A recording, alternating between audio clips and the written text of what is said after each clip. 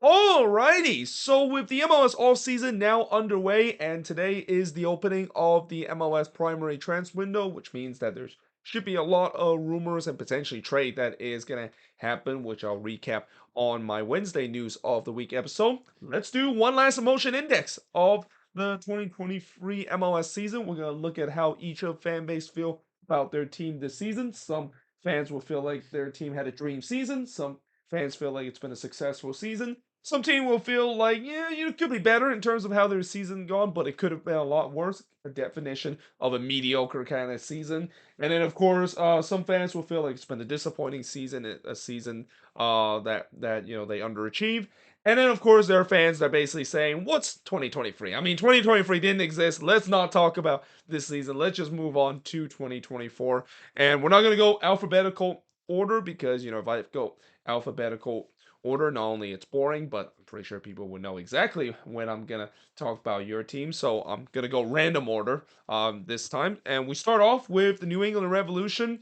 For New England, I'm gonna say it's gonna be right here. I mean, yes, I know they made it to the playoffs, but my goodness, what has gone on in terms of off the field is something that it's gonna make a lot of Rams fans uh go drive nuts, and not to mention besides the off the field situation with the Bruce Arena situation that really kind of cratered the team near the end of the season.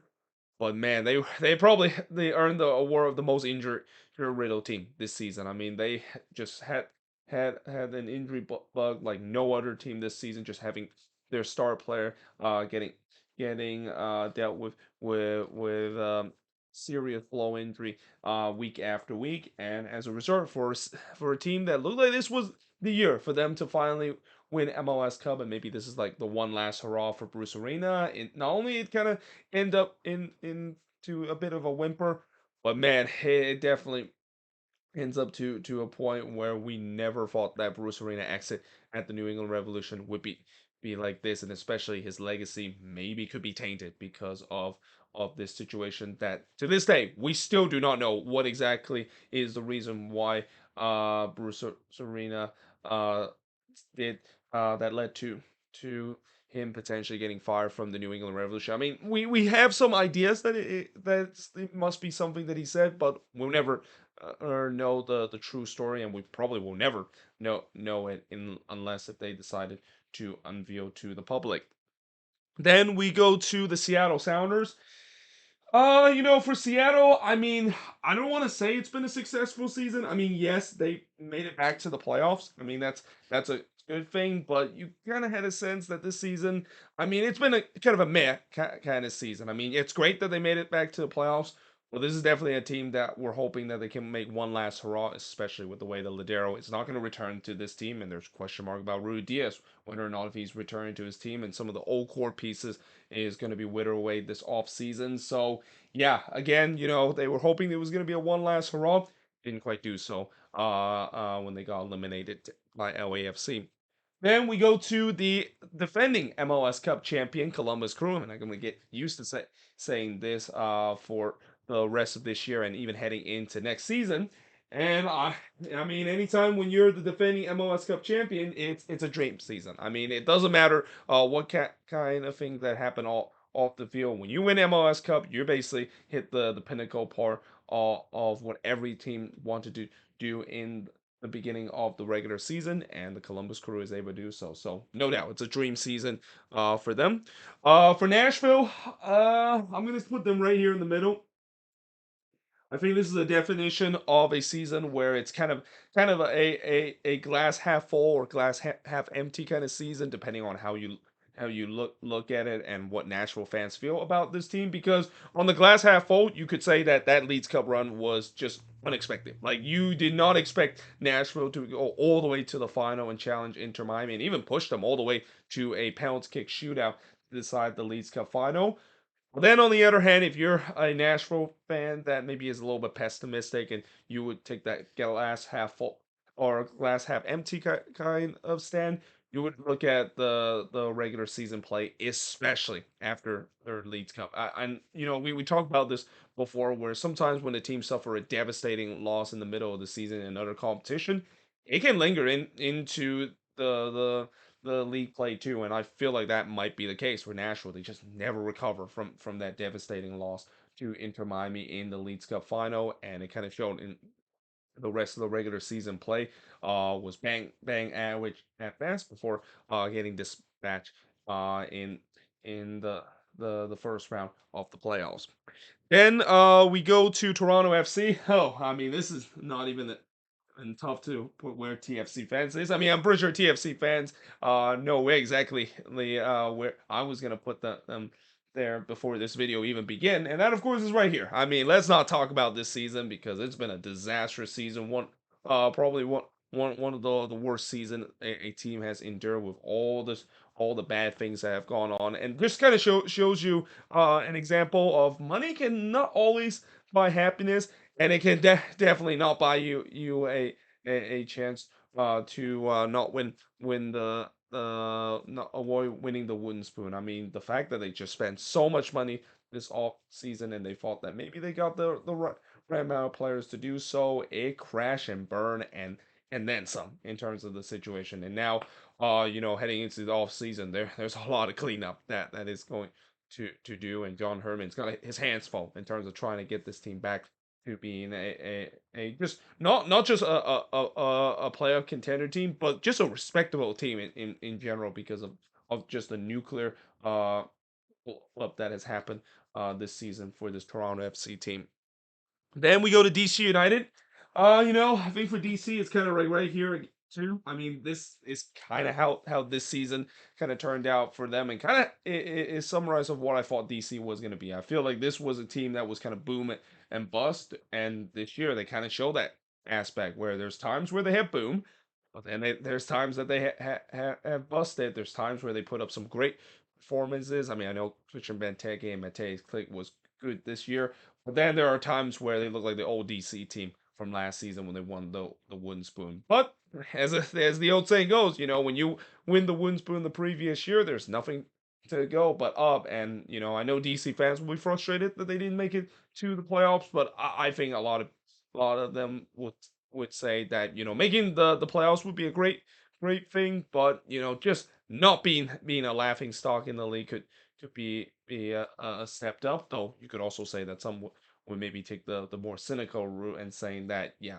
with the way how the roster was built, it's kind of strange of how for a team that looked like they need to go for a rebuild, they kind of retool a little bit, maybe hope that of course would work out, and it just kind of didn't because of the inconsistency they shown throughout the season. Then we go to Atlanta United. You know what? I'm gonna say it's been a successful season for Atlanta, and I know some Atlanta fans will not agree with this because if you know about Atlanta United fans, they expect nothing but the best. They have one of the highest standards that any team has had. Though I will say that those standards maybe have started to lower a little bit, especially with this team that has been kind of battling mediocrity for the past couple of seasons. But I think in general, it's been a successful season, mainly because they finally got it right in terms of some of the moves that they made. One of the biggest reason why Atlanta has been very mediocre lately is yes, they are a team that has shown that ambition of signing players, they're not signing the right players, and that has kind of crippled this Atlanta team. And this also just kind of shows you that when you basically spend big, it's not about the amount that you spend. It's about the right players that you get. And more times or not, when you don't get the right players, or if you're in Toronto FC cases, just get it completely wrong, then yeah, you're gonna be a mediocre or a team that is near the bottom of the standings. But Atlanta finally got it right in terms of this season. I mean, the signing of Yakimakis has been big, and a signing that I won't say just right away that he's a great replacement for Joseph Martinez, because I know he had one good season, but we'll see whether if he can continue. But he's been a perfect replacement for Joseph Martinez. And then Thiago Amada. Yeah, we're about to see the next Miguel Almiron gonna happen. I guarantee that heading into this transfer window and even heading into the next transfer window, don't be surprised Amada is going to be wanted by a European team, and it's going to be a 30 to 40 million dollar transfer fee that he's going to get, and Atlanta is going to get another huge sum of money. Then we go to FC Cincinnati. I know Cincinnati fans are still a little bit frustrated in terms of that loss in the Eastern Conference Final, and they feel a little displeased the fact that they were so close of making to the final. And you can even say that some Cincinnati fans would feel very distraught too, because this season they have had chances in terms of getting into the final, but both times they failed to close out a 2-0 lead. We saw in the U.S. Open Cup semifinal against Miami, and now we saw it in the Eastern Conference final against the Columbus Crew. But still, I do think that with the way that they won the support ratio and the amount of points that they've got, I mean it's still a dream season. Like for a team that was just a team that have won back to back wooden spoon. The fact that Pat Nolan and Chris Albright has formed this team to a wooden spoon regular to winning the supporter shield, that is probably the biggest turnaround we have ever seen in league history. And I know they in the end they want to win MLS Cup, but the fact that they are able to win the supporter shield and just did a complete 180 in terms of what they've done in the first couple of seasons. You can't say that this has been a season nothing less than just a successful season. It's been a dream season for FC Cincinnati, and we'll see if they can build that up heading into next year. Then we go to Inter Miami.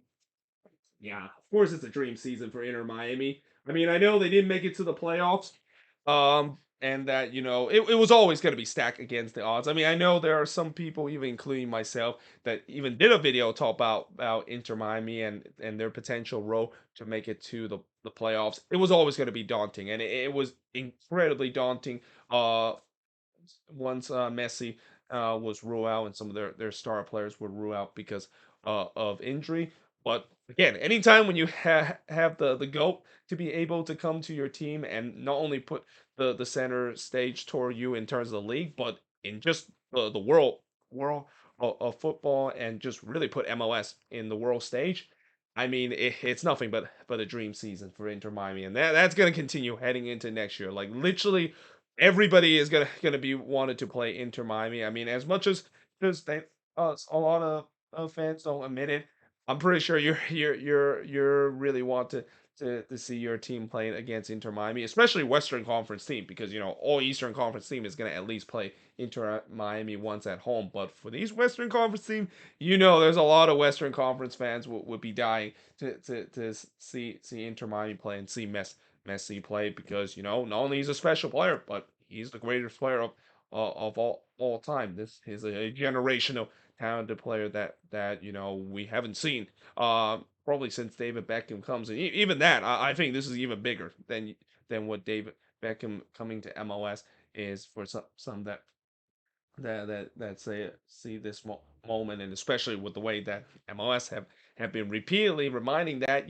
the GOAT has definitely arrived in MLS, and like it or not, he's gonna stay, and he's gonna be the centerpiece of this league as long as he's continued to play with Inter Miami.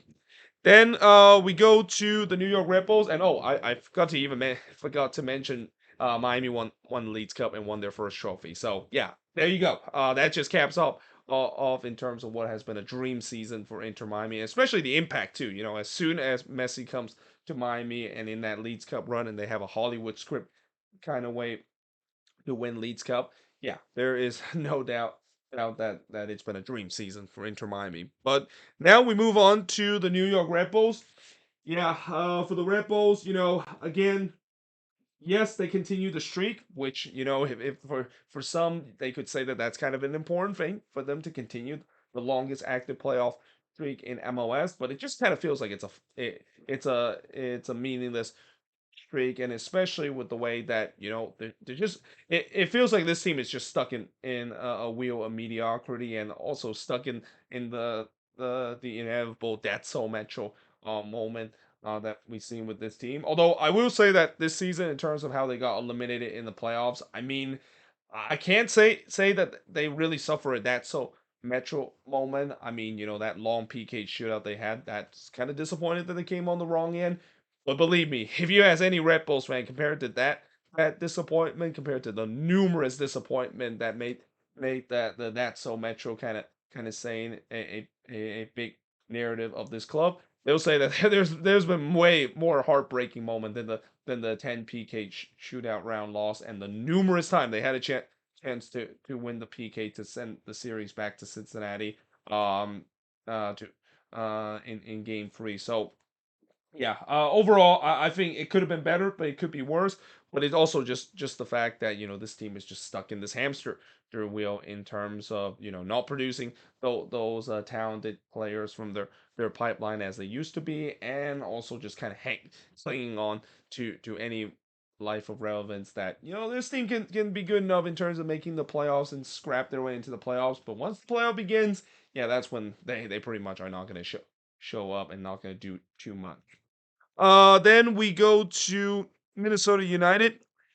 Yeah, I mean, it's been a disappointing season. I've already mentioned before how this season might be the most frustrating season I've ever witnessed as a Loons supporter, and I'm pretty sure a lot of Loons fan can admit that too. I mean, I know some will say, well, what about the first two season? Well, the first two season, I think that was kind of expected that this team was going to be bad, and that especially that first season was really just they're just happy to be there. That was a team that I remember. It was an ASL kind of team in MLS, and the fact that they actually did pretty well and actually didn't finish dead last like what certain expansion team that eventually won the supporter shield this year is definitely an achievement of its own, and that you could also argue that, well, what about 2020 when they lost in that Eastern Conference, or not Eastern, but Western Conference final against Seattle, blowing that 2-0 lead. Oh, that wasn't a disappointing season. That was just that game. The entire season was actually good of how they were is, and to this day, that is still the most successful season that Minnesota United has ever had. What's so frustrating about this season is not only missing out on the playoffs for the first time since 2018, but it's just the fact that just so many bad things that happened to this team with the Reynoso saga that happened in the beginning of the season, with the way that things were looking like it was going to turn around, and then we saw the usual late season collapse that this team has suffered, to a point where Adrian Heath eventually got himself fired, which for some that maybe they've seen this coming a long time for, and then now with the fact that there's a huge unknown in terms of what the direction is this club is going to be, and also a lot of Loons fans are not happy the fact that, not because Sean McCauley is going to be the interim head coach, even heading into the 2024 season, and they have no news about who exactly is going to replace him, and some might say that feels like it's a message saying that, well, we're not even going to think about 2024. We're just kind of punting for 2024. Yeah, overall, when you add all that factor, it's been a disappointing season, and again, heading into this off season, there is just so much unknown for this team. I mean, there's no doubt that this team has talent, but I just feel like when you look at this team and just the direction, and especially after you just fire a guy that has been a staple to this team since day one, and a guy that has bring the culture to this team since day one. Yeah, there's a lot of unknown for this Minnesota United team heading into next season too. Then we go to St. Louis. I mean, St. Louis has got to be right up here, isn't it? I mean, it has been a dream season. I mean, I know the way how the playoffs ended didn't is not what they wanted to think, but I always thought that was probably the worst possible matchup that they had in the first round. Like, I feel like out of all the team that they could have faced in the Western Conference playoffs, one team, St. Louis, I feel like don't want to face in the first round was Sporting KC. They got Sporting KC, and we kind of saw it how they were just not ready for the big time. And I even say it too. It's one thing to do it in the regular season, but playoffs is a different animal. Playoffs is a time where, when you don't have that experience in that occasion, it could definitely rattle you. And we kind of saw it with the St. Louis team. They just didn't have that playoff experience, and that not to mention, St. Louis was kind of heading in the downward trend a little bit. I mean, this season, don't get me wrong. Yes, even though they finished first in the Western Conference, but they suffered 10 losses this season, which is a lot for a team that finished at the top. And you maybe some also will say that, well, yeah, St. Louis only finished top because pretty much the rest of the Western Conference was just crap this season, which to some extent, yes, that is true. But still, for an expansion team to get themselves to finish fourth place, which again, this is something we did not expect. It like I expect St. Louis to be decent, and I thought the fact that they already had a plan from day one of what they're gonna do heading into a season is already like a step or two ahead of most expansion team. But never in my mind, I thought that they were gonna finish first and top the Western Conference, and it's gonna be interesting to see how they follow that up heading into the second season, and also hope to avoid the same trap that Austin did last year, where Austin had an amazing second season, and then they just kind of fall apart mainly because a lot of players were kind of overachieving. I don't think that's going to be the case really for St. Louis. I don't think there's a lot of players on that team was kind of playing out of their mind. I do believe that this is a talented team and a team that I don't know if they're gonna finish first again, but definitely will be a team that could finish in the top half. Then we move on to Charlotte. Yeah, for Charlotte, there's no doubt that I think it's been a disappointing season, even though they made it to the playoffs for the first time in their franchise history. I mean, the whole frustration is just the numerous blown leads that they have this season. I even said it during some part of this season. They were like the Columbus Crew of last year, where they always find a way to blown leads, and that's got to frustrate a lot of Charlotte fan that I mean, it's one thing to blow leads in one game, but to kind of keep blowing it almost every single game, to a point where they almost miss out on the playoffs. And really, they made it to the playoffs mainly because they had a decent run near the end of the year. But still, again, this is a team that was kind of a mediocre kind of team. Yes, they made a good run in the Leeds Cup too, and kind of unexpected good run like what we saw with Nashville SC. But in the end, it just feels like this team kind of had a very similar season to what we saw last year. And when you're an expansion team, I mean, the way to stay competitive is not to stay at the same point you were in the expansion season. You're supposed to grow on it, and that's what Charlotte fans are very frustrated about this team, especially also not to mention they're still frustrated about the front office and some of the signings that just clearly has not worked out whatsoever. Then we go to the Chicago Fire. Yeah, Chicago Fire, I think they're right here where let's not talk about this season. And really, I think if you're a Chicago Fire fan, you might as well just say, let's not talk about the last 10 season because it's the same thing. It's literally the same thing that we've seen in the past decade. A team that looked like things were going to go well in the middle of the season. Well, actually, they started poorly in the season and then looked like things were going to turn around. And then, yeah, that's when the predictable September collapse happened. And what's even one worse about this, and I don't really want to put more insult to injury to Chicago Fire fan, but you look at some of these off-season decisions that they've already made. Very questionable decision, and that's put it kindly too. I'm pretty sure a lot of Fire fans will have a more cynical thing of saying how these decisions that the front office has made. But yeah, again, for the Chicago Fire, there's no doubt that a lot of their fans will say, let's not talk about this season or really the last 10 season. I mean, nothing really is going to change with this team. You feel unless there may be once again some drastic change to the front office because whatever they're doing and whatever roster building that they've been doing have not worked whatsoever and it's just getting to a point where you could even say that this team is simply cursed in terms of how no matter what kind of front office and even ownership change, this team still is stuck at where they were for the past decade. A team that is not too bad enough in terms of finishing dead last in the standing, but definitely not good enough in terms of making the playoffs. And speaking of the playoffs, I mentioned they have the longest active playoff drought in the league. Yeah, that is continue now into the seventh season after fail to miss out on after fail on making the playoffs once again this year. Then we go to Sporting KC.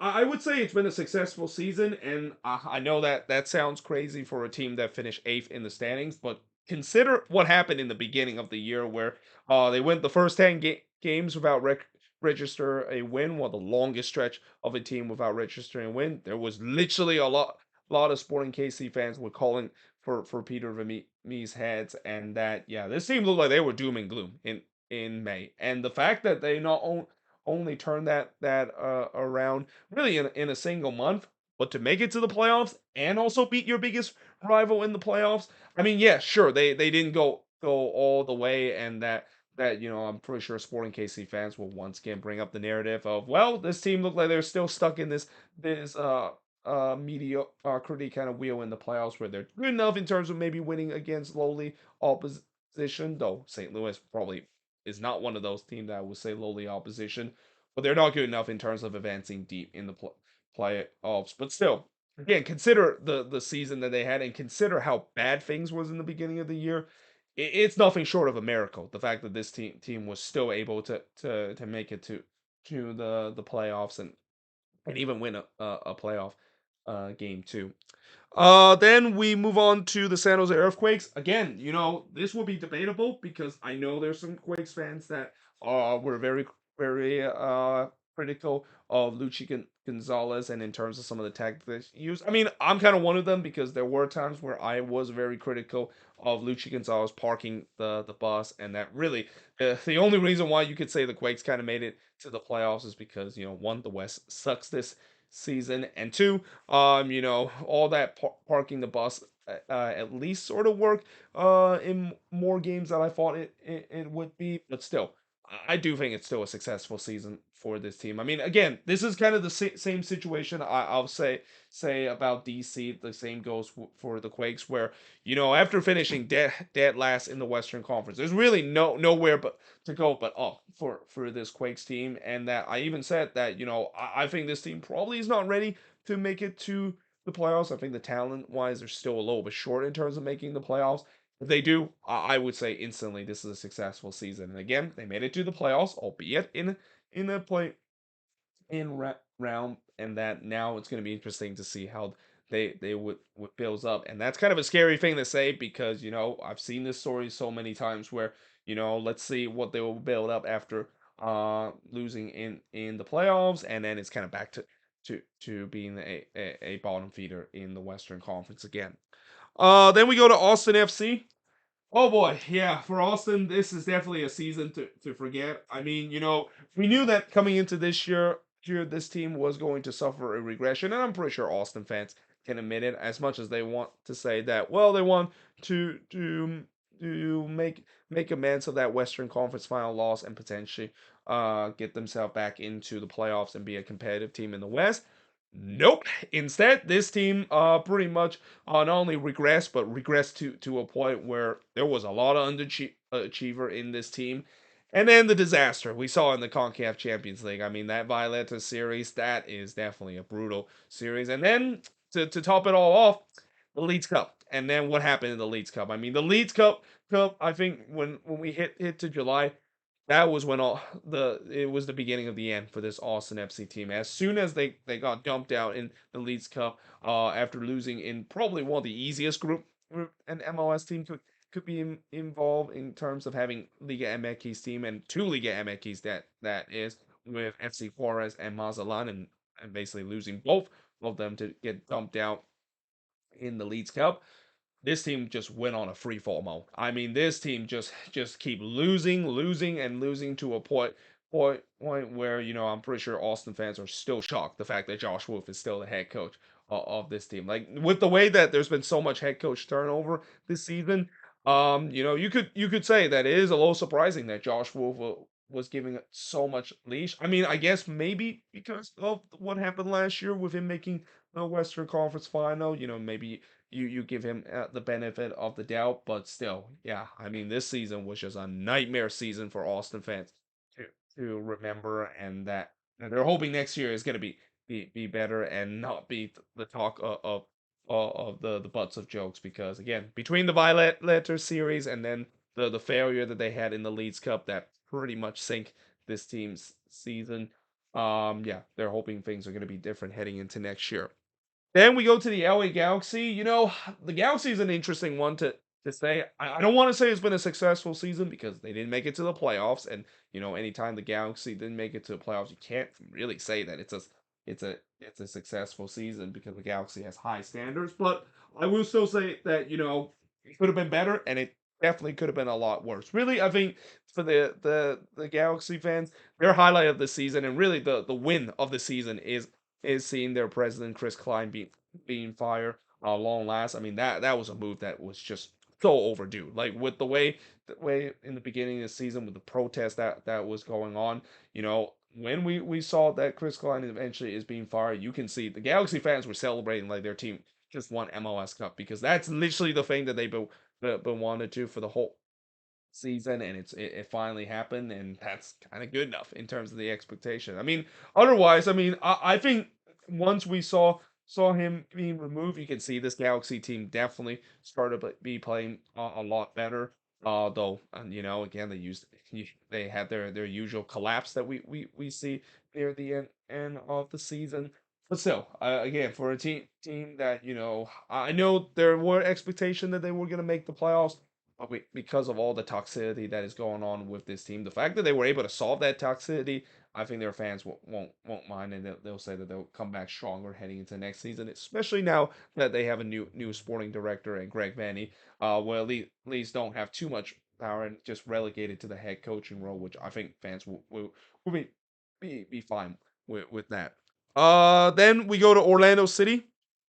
Yeah, it's been a successful season for Orlando. Again, this is a team that I know they could have gone a lot further, but overall, for a team that definitely looked like a reminiscent to what we saw in 2020 at times, playing that very fun soccer that I know Oscar Pereira team tends to have. And sure, yes, there are times where Orlando City fans are frustrated with how Oscar Pereira tends to play that negative style of soccer whenever this team is on the road. But the bottom line is, this team still had a really successful season, and that again some of the players that they got this season. I mean, it took a while, but it's finally started to take a hit, and I won't be surprised they might be back heading next season and could be even stronger if they continue to add their roster. Then we go to Vancouver. As I'm looking at the list here. Yeah, for the Whitecaps, it's also a successful season. Again, I know, yes, they lost in the first round to LAFC, and they still haven't won a round in a very long time, not since 2017 when they won 5-0 against the Quakes. But still, it's been a successful season mainly because a core has started to develop, especially on the attacking end. I mean, I think they are still maybe missing one or two quality pieces to really be considered to be a big contender in the Western Conference. But still, it's been a successful season, and really the highlight of my season is seeing Vanny Sartini. I mean, I know this man can be a little bit crazy at some time and maybe kind of cross the line as what we saw in the post game interview between the Whitecaps and LAFC. But how can you not love Vanny Sartini? Like, I'm pretty sure every Whitecaps fans are wishing Vanny Sartini can get a lifetime contract because this man cares. Like you usually don't see a head coach that shows that much emotion than what we see with Vanny Sartini. He clearly cares about this team. He clearly cares of the players, and yeah, I think this Whitecaps team is able to go into have a good next couple of season, mainly because I know you can put a decent roster, but coaching is also important. If you have the coaching, which I think Vancouver has, yeah, this is a team that could have a decent, successful season, even heading into the future.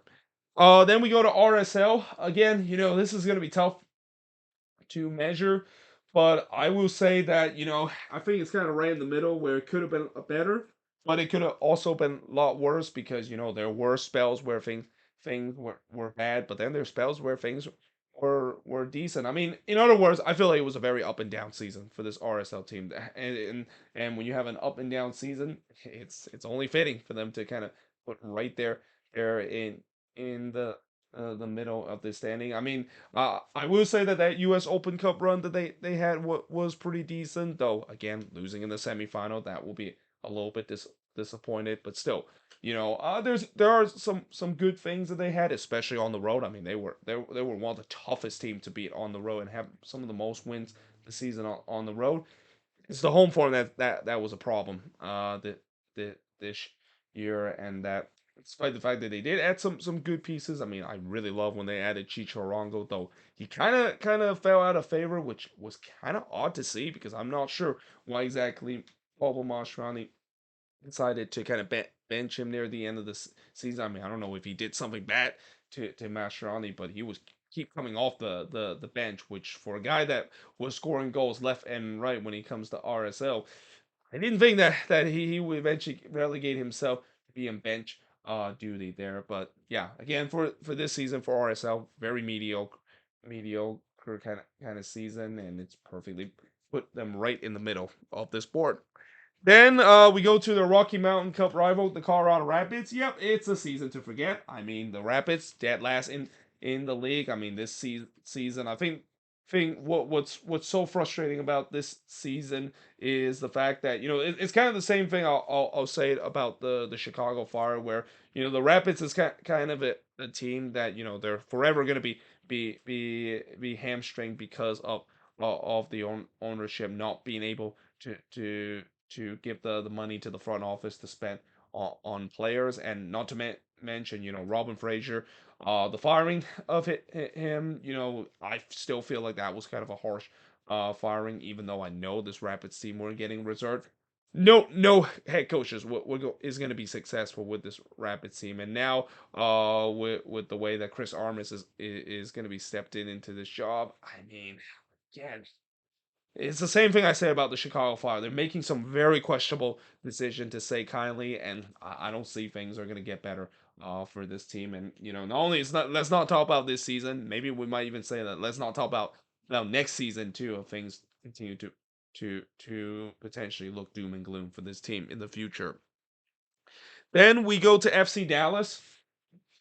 I would say it's kind of right here. I mean, yes, they made it to the playoffs, but again, it just feels like this is a team that now have continued to find themselves stuck in this hamster wheel of a team that is good enough to make it to the playoffs. They're not good enough in terms of competing, and that Cascadia curse still exists. I mean, I'm pretty sure Dallas fans must be sick of playing either Seattle and the Portland Timbers. I mean, it feels like every single season it's imminent that a team in Cascadia is going to knock them out. It happened again this year with the Seattle Sounders knocking them out in the first round in a free game series. I mean, credit to them. They actually pushed that to a free game series, but yeah, I'm pretty sure Dallas fans are going to be very frustrated about losing to a Cascadia team again, and that what really kind of hamstring this Dallas team is kind of what we've seen in previous seasons. They just don't have enough attacking power to really compete with the big boys, and that they're kind of stuck in that cycle right now where it's a good enough team to make it to the playoffs, but they're just not good enough in terms of winning too much games. So perfect category for them to have their fans feel like, yeah, it could have been a lot worse where we could miss out on the playoffs, but it definitely could have been a lot better, especially what's very frustrating of losing to a Cascadia team again. Then we go to the Philadelphia Union, and this might be controversial, but I'm gonna put them right here. I really think this has been a disappointing season for the Philadelphia Union, and I know they finished well in the standings, and overall this is a good team. But when you look at this season, I mean, you cannot tell me if you're a Union fan in a straight face that it has been a good season, and it's been nothing but a disappointing season. I mean, the reason why I say it is because this was supposed to be the year where they want to redeem themselves after losing an MLS Cup. And not to mention, they had their chances to get back at LAFC, especially what we saw in the CONCACAF Champions League, and the fact that they lay an egg in that second leg, very disappointing. And then, in league play itself, they were definitely not as good as they were last season. But you were thinking, yeah, maybe that was just kind of expected because they're so focused on playoffs. Once playoff happened, yes, they probably faced the one team that they just really didn't want to face. But I kind of had a feeling they had to face this team if they to get themselves back to MLS Cup, and that of course is their team that is considered to be the students of their philosophy, which is FC Cincinnati, and with Pat Nolan and Chris Albright, with those two former Union head coach, well, former assistant head coach, and also the part of the front office, they couldn't do so. So overall, you got to say that even with the success that they have in the regular season, even though they have a lot of points, this was a year where it's kind of like MLS Cup or bust. And even in the CCL, this was kind of a sign that this team can definitely make a deep run. And the fact that they not only fall in the semifinal of CCL, but to fall to that team that they lost the MLS Cup in a brutal way, yeah, just a brutal season for the Philadelphia Union. It's got to be a disappointing season, even though I know they finished relatively high in the standings. Then we go to LAFC. Now, again, this is going to be debatable again because I know some LAFC fans and some fans will say that this has not been a successful season for LAFC whatsoever because they didn't win a trophy. They had 6 chances to win a trophy. They won 0. They had free time where they made it to the final to win a trophy. They lost all 3 of them. So therefore, it's got to be a disappointing season, right? Not so much. I do think that this is still a successful season for LAFC, mainly because one, being the defending champion, I really do think that heading into the MLS Cup against Columbus, not only they're the underdog, but even if they lose that, I don't think any LAFC fans is going to be that upset because Columbus was the favorites coming into that game, and it was pretty clear that when we saw what happened in that game, Columbus just had more of the quality. And sometime when you're in a game like this, when you have more of the quality, there's really nothing you can do. And especially what's just so impressed with this LAFC team is the fact that despite the numerous challenges they have to battle in terms of the fixture congestion, they still are able to make it to free final and still were a respectable team. Like if you look at all the teams that had to deal with these issues before, a lot of them just kind of crater in the past because they just not enough players on the roster that can compete in all these competition. But the fact that LAFC is able to do so in all of these competition, yeah, it just shows you the testament of this team and a testament of how deep this roster is. Now, again, I know there's going to be that argument of them not winning any trophy and losing all 3 finals that's going to consider the failure. And then you can also definitely throw in the classic argument in the narrative of once again not being able to get it done when it really matters. But when I just look at how this season is and just look at the way the battle that they have to go through this long season where they by far play the most game out of any team in MLS and still were able to make it to MLS Cup. Again, just hats off to what we saw LAFC done this year, even if they fell short pretty much in all 3 of their final, which technically you could say it's 2 final because I know the third one is Campeones Cup. I mean, Campeones Cup is not really a final because it's just kind of like a one-off kind of competition between MLS team versus Liga MX team. And I also feel like eventually they may I don't know if they're gonna think about putting this away, but I feel like they need to get rid of Campeones Cup. I mean, there's just way too many MLS versus Liga MX kind of matchup, especially with the creation of the Leagues Cup. I feel like Campeones Cup is kind of redundant, so I won't be surprised that may be a competition that they might think about just decided to dissolve, even though I know that maybe won't be happening anytime soon because MLS and Liga MX want to have a strong relationship with each other, and also money basically talks in terms of how the game is, not actually fixture congestion and stuff. Money always win at the end. Then we go to NYCFC. Yeah, it's been a disappointing season for NYCFC, and it was doomed from the beginning. I mean, this team was doomed from the beginning with the way that they were woefully underprepared for this season because of all of the lack of roster depth to the point where yes, eventually they did get to the summer transfer window. They're trying to spend some money to fill in the gaps. They just kind of ran out of time. They just didn't had enough time to get that roster to a point where they can get themselves back to where we've seen NYCFC has been. I mean, overall, this season was just kind of a transitional period. We see that this happen with every single team, and I know NYCFC fans will be disappointed that they didn't make it to playoffs, and obviously playoffs is a bare minimum. Especially with how this team has been, but for a team that is in transition, I think a lot of fans could accept the fact that, well, yeah, I mean, this was kind of expected, and also they can also say that they at least win an MLS Cup compared to their other intercity rival, the New York Red Bulls, that still haven't won an MLS Cup and probably are in a worse situation right now compared to where they are heading in the future. Then we go to Montreal. Again, Montreal, it's kind of a weird season where it could be better, but it could be a lot worse. The could be better part is the fact that they could have made it to the playoffs, but looks like they're following their own narrative of just kind of collapsing when things really matters. But it could have been a lot worse because the beginning of the season was just an absolute disaster. In fact, I would say that, while everybody has been impressed of how Sporting KC was able to pull themselves out of the mud, not a lot of people give credit to what Montreal did. I mean, Montreal was also in a bad situation in the beginning, just stuck in the bottom of the standings, but the fact that they're able to pull themselves well through and especially try to follow that old formula of winning all your home games and at least try to get draws on the road to make it to the playoffs. I mean, they almost made that happen. They cannot stop losing games near the end of the season, especially at home, which kind of puts the waste of what they the classic formula of winning home games and getting role points on the road, so you can pretty much guarantee yourself to make it to the playoffs.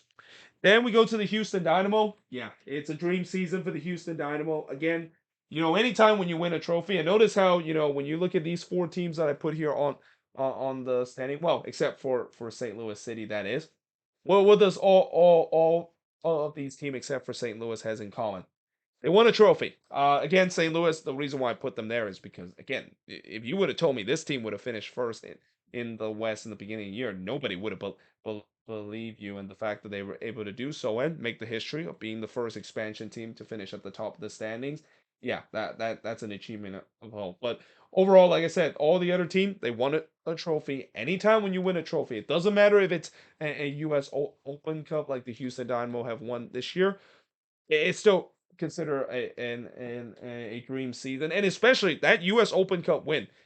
Fact that they were able to go on the road to play against Inter Miami, and yes, I know this was an Inter Miami team that didn't have Messi in hand. But the fact that the narrative was perfectly fits for Inter Miami. Like this was supposed to be the game for them to play at home, and rather than a game for the final. But it feels like it's more of a celebration of them potentially winning the second trophy in club history, and then Houston comes in and become the party pooper. I mean that's something that I don't think anybody expected that was going to be the case, but full credit has to be for this Dynamo team, and not to mention them making to the Western Conference Final. I mean, again, in the year of 2023, if you would have told me a Ben Olsen team can win the U.S. Open Cup and able to guide the team in the Western Conference Final, I don't think anybody, including DC fans, would believe that is the case. In fact, DC fans will say that is a pipe dream thing that will never happen, especially of how we decided to fire Ben Olsen a couple of years ago. But here you are. Here we are, the Houston Dynamo, a coached team, and also not to mention with some very underrated player on their roster, able to get themselves a trophy this season and even make a great run to the Western Conference Final. And then finally, the Portland Timbers. Yeah, I mean, it's been a disappointing season for the Timbers. Second straight year that they didn't make it to the playoffs. And really, this year, very similar to last season. Although, this year was kind of the final straw for Giovanni Savarese eventually getting fired because of how bad things were getting. But this team actually had hope. I mean, near the end of the season, it looked like they were going to get themselves back into the playoffs. Looked like things were going well. And then they meet the Houston Dynamo, and it was a carbon copy of what we saw last year in Decision Day, where they had a chance to make it to the playoffs. All they need to do is win a game, and they're in. They didn't do that. In fact, they lost the exact same scoreline as they did last year, a 3-1 scoreline, just a disappointing way to end the season. And now that you look at this this Timber side, I mean, there's still a lot of question about this team. I mean, there's no doubt that this team has some talent, but it's all about what about first getting the right head coach and also maybe adding into this talent because for the last 2 seasons, last year obviously the focus was mainly with the off the field situation, and I think a lot of people kind of forgot how bad things were even on the field. But this year, yeah, it was pretty clear that that on the field situation was fully exposed, and again, a lot of that has to do with the way that Savarese set up the team. That tactics that he has used is clearly outdated. Pretty much everybody has now figured out how to play against the Portland Timbers, but also you definitely had some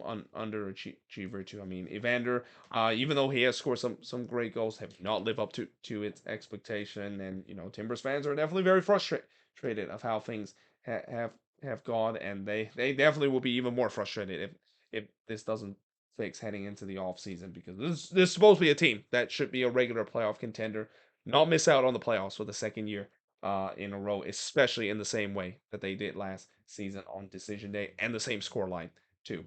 But there you have it. That is pretty much it in terms of doing the emotion index of all 2019. Like I said, this is the final emotion index of the season. And let me know in the comments below for this final emotion index. Do you agree with this list? I put some team a little bit too high or a little bit too low. But until then, hope you guys enjoyed this video. If you do, make sure you guys leave a like, smash the subscribe button. And yeah, I of course will see you guys next time.